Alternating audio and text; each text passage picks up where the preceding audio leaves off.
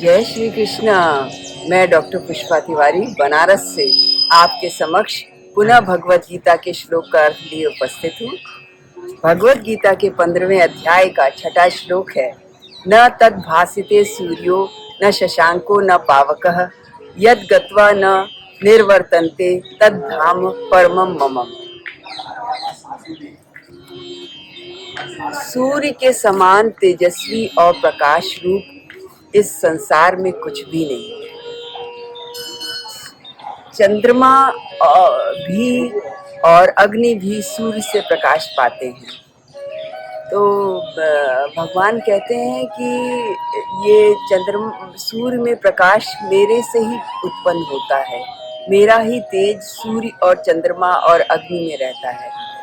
तो वो मेरे परम धाम को कैसे प्रकाशित कर सकते हैं।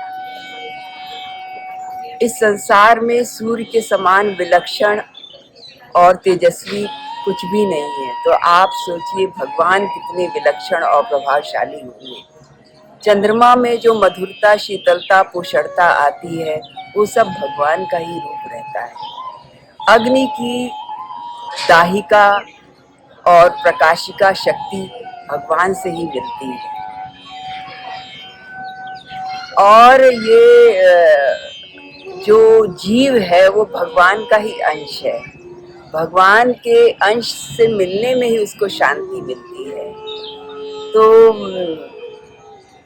जो नदियाँ समुद्र से जाके मिलती हैं तो उनमें जो स्थिरता आती है उनको समुद्र से मिलने में ही मिलती है।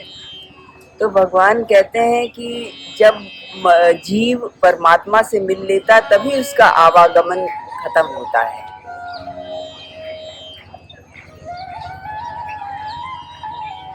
ये तुलसीदास जी ने रामचरितमानस में भगवान राम को सूर्य और चंद्र के समान बताया है।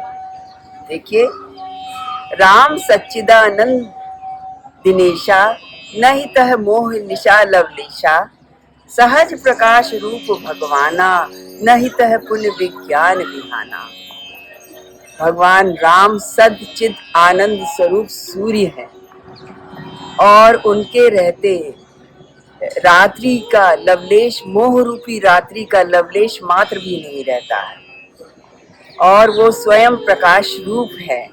तो आप उसमें विज्ञान रूपी प्रातः काल कैसे हो सकता है। जब वहाँ रात्रि ही नहीं रहेगी तो प्रातः काल कैसे होगा। अर्थात भगवान के रहते हमेशा प्रकाश रूप रहता है। जब रामचंद्र जी ने धनुष तोड़ा था तो तुलसीदास जी क्या लिखते हैं, राम रूप राकेश निहारी बढ़त बीच पुलकावली भारी बाजे नभ गह गहे निशाना देव बधू नाचहि कर ज्ञाना। रामचंद्र जी पूर्ण चंद्रमा के समान है और जब रामचंद्र जी का उदय होता है तो ये जो लहरें रहती, पुलकावली लहरें बढ़ जाती हैं और आकाश में नगाड़े बजने लगते हैं, देवांगनाएं गान करके नाचने लगती हैं। जय श्री कृष्ण।